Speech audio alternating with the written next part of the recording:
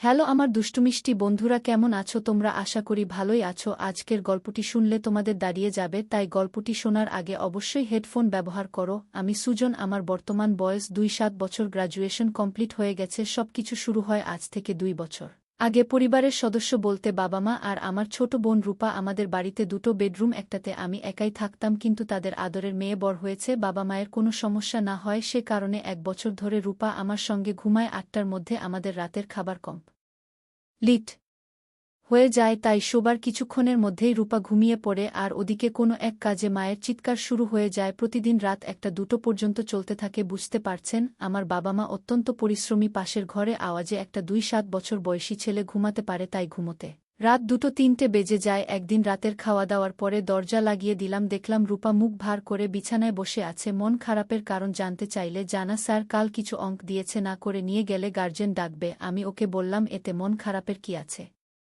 আমি দেখিয়ে দিচ্ছি। খুশি হয়ে আমাকে বলল, তুই খুব ভালো দাদা। তারপর ব্যাগ থেকে খাতা পেন আর বই বের করে নিয়ে বিছানায় উঠে বসে, আমিও প্যান্ট ছেড়ে লুঙ্গি পরে বিছানায় ওর পাশে বসে ওকে অঙ্ক বোঝাতে লাগলাম। ১ ঘন্টার মধ্যে সব অঙ্ক কমপ্লিট হয়ে গেছে। আমি শুয়ে পড়লাম, আমার পাশে শুয়ে পড়ল।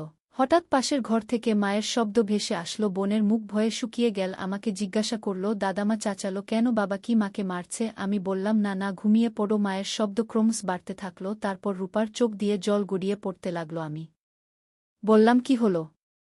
কাঁদছিস কেন? আগে বলো, বাবামাকে মারছে কেন? মারেনি, ঠিক আছে। তুই কি দেখতে চাস বাবামা কি করছে? ও বল, দেখতে চাই। আমি বললাম, ঠিক আছে, তাহলে কথা দে, আজকে যা দেখবি কখনো কাউকে কিছু বলবি না। ও বল, ঠিক আছে দাদা, আমি তোর গা ছুঁয়ে প্রতিজ্ঞা করছি আমি কাউকে কিছু বলবো না। তারপর আমি রূপার হাত ধরে পা টিপে টিপে ঘর থেকে বেরিয়ে এলাম। আসতে মায়ের শব্দ আরও তীব্র আসতে লাগল। তারপর বাড়ি থেকে বের হয়ে বাড়ির পেছন দিকে বাবামার ঘরের জানলার কাছে দাঁড়ালাম। দেখলাম জানলাটা একটু ফাঁক হয়ে আছে। বললাম, কোনো আওয়াজ করবি না, ও হাইটে ছোট, তাই ওকে কোলে নিয়ে জানলার ভেতর দেখতে বললাম। ও দেখতেই অবাক হয়ে গেল। দেখে নেহাত পুরো হতভম্ব, জীবনের প্রথমবার মেয়েটা এই অদ্ভুত জিনিস দেখছে। অবাক হওয়ায় স্বাভাবিক, কেননা বাবা এক অদ্ভুত আচরণ করছিল মায়ের সাথে। তারপর আমরা দুজনে এসে আবার আমার ঘরে চলে আসলাম। রূপার মনে তখন হাজারো প্রশ্ন। আমারকে জিজ্ঞাসা করল, আচ্ছা দাদা, আমাকে এ বিষয়ে শিক্ষা দিতে পারবি? আমি তখন বোনকে শিক্ষা দিতে শুরু করলাম। জিজ্ঞাসা করলাম, তুই কি জানতে চাস ওসব কি হচ্ছে? রূপা বল, হ্যাঁ। আমি জিজ্ঞাসা করলাম, কাউকে বলবি না তো? কোনোদিন বললা না কাউকে বলবো না। ওকে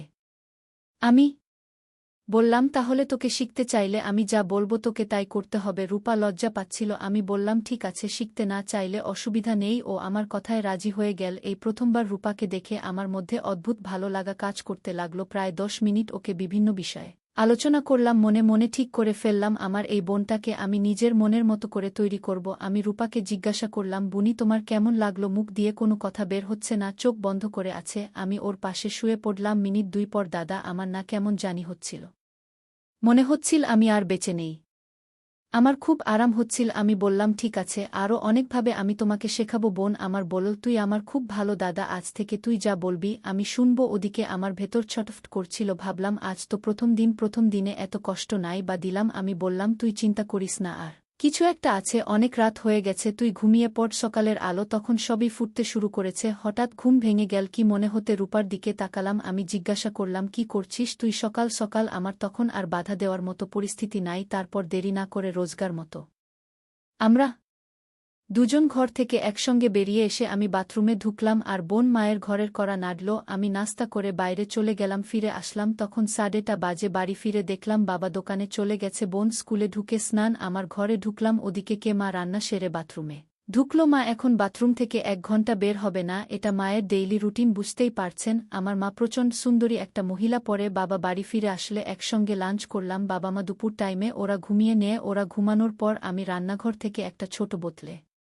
কিছুটা সরিষার তেল নিয়ে করে রেখে দিলাম। বিকেলে ঘুম ভেঙে দেখি বোন আয়নার সামনে দাঁড়িয়ে নিজেকে দেখছে। কি করছিস? এখনই মা আসলে কি হবে ভেবে দেখেছিস বলে বাবা দোকানে চলে গেছে, আর মা এখনই পাশের বাড়ির কাকিমাদের বাড়ি গেল, আমায় বলে গেল ফিরতে সন্ধ্যা হবে। এটা শুনে আমি খুব খুশি হলাম। ঘড়ির দিকে তাকিয়ে দেখলাম 4:30 বাজছে। জিজ্ঞাসা করল, কিরে দাদা, আজকে নতুন কিছু শেখানোর জন্য ভেবে দেখেছিস? আমি বললাম, হ্যাঁ, সব রেডি, মেইন গেট বন্ধ আছে। বোন উত্তর দিল, হ্যাঁ। আমি বোনকে বললাম, কিছুদিন একটু কষ্ট পাবি, তোর কোনো সমস্যা নেই তো? বোন বলে, পরে ভালো লাগবে তো? আমি বললাম হ্যাঁ বোন বল ঠিক আছে তাহলে তুই যা খুশি করতে পারিস তারপর ওকে আধা ঘন্টা নতুন কিছু শেখালাম ভয়ে 1 ঘন্টা যেতে না যেতে ওর জ্বর চলে আসলো ওদিকে তখন কলিং বেল বেজে উঠল মা চলে এসেছে আমি বললাম একটু সহনীয় কর বোন মা এসে গেছে মাকে কিছু বলিস না আমি গিয়ে দরজা খুলে দিয়ে মাকে বললাম মা বোনের খুব জ্বর এসেছে তাড়াতাড়ি আমার ঘরে এসে বোনের মাথার কাছে বসে কপালে হাত দিয়ে বল একটু আগেই তো তুই ঠিক ছিলি এত হঠাৎ করে জ্বর এলো কিভাবে আমাকে পাঠালো ডাক্তার আনতে আমি ডাক্তার নিয়ে আসলাম ডাক্তার বলে হয়তো গ্যাস্ট্রিক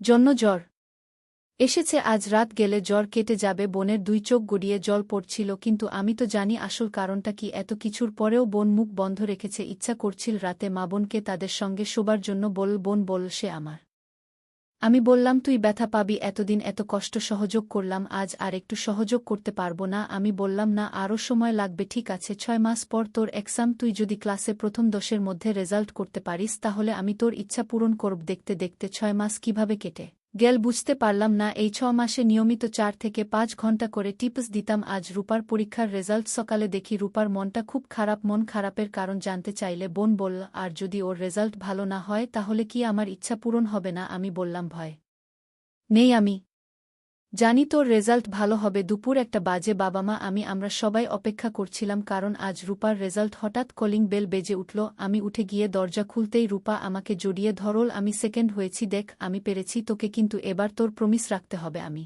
ফিসফিস করে বললাম বাবা মা দেখছে ব্যাপারটা বুঝতে পেরে বাবাকে মাকে গিয়ে জড়িয়ে ধরল তারপর দুপুরে ভাত খেতে খেতে জিজ্ঞাসা করল বাবা তোর দাদা তোকে কি প্রমিস করেছে আমার ভেতর শুকিয়ে গেল বোন বলল ও কিছু না বাবা দাদা বলেছে আমি যদি পরীক্ষায় প্রথম থেকে 1-0 এর মধ্যে রেজাল্ট করতে পারি তাহলে আমাকে একটা ভালো ভালো ড্রেস কিনে দেবে বাবা মা হো হো করে হেসে উঠল ও আচ্ছা তাই হবে বাবা মা শোয়ার পরে দুপুরে বোন পাগল হয়ে উঠল আমি বললাম না এখন না রাতে এখন একটু ঘুমিয়ে নে বিকেলে যখন ঘুম থেকে উঠলাম দেখি বোন খাটের পাশে হেলান দিয়ে আমার মোবাইলে ভিডিও দেখছে বোন আমার চোখের দিকে তাকিয়ে দেখল আমার ঘুম ভেঙে গেছে হঠাৎ বাবা মার ঘরে দরজা খোলার আওয়াজ আসতে তাড়াতাড়ি খাটের পাশে হেলান দিয়ে বসে পড়ল আমিও চোখ বন্ধ করে আবার ঘুমের ভান করে পড়ে রইলাম মা সোজা আমার ঘরে এসে বোনকে বল কিরে তোর দাদা এখনও ওঠেনি বোন বল না মা এখনও ওঠেনি আমি কি উঠাবো মা বল হ্যাঁ উঠিয়ে নিয়ে আয় আমি তোদের জন্য চা করছি তারপর আমি চা খেয়ে বাইরে গেলাম ফিরে এলাম তখন রাত্রি 8:00টা বাজে আসার পথে দোকান থেকে ওষুধ কিনে আনলাম রাতে খাওয়া দাওয়ার পর ঘরে ঢুকে দরজা লাগালাম তারপর ছোট বোনের ইচ্ছা পূরণ করলাম রূপা বল দাদা আই লাভ ইউ তুই আমায় কি শেখালি দাদা আমি যে আর এক মুহূর্ত থাকতে পারবো না এইভাবে চলতে থাকলো 2 ভাই বোনের নতুন নতুন ইচ্ছা পূরণ বন্ধুরা আজকের মতো এখানেই শেষ করলাম দেখা হবে পরের ভিডিওতে সবাই ভালো থাকুন ধন জবাদ।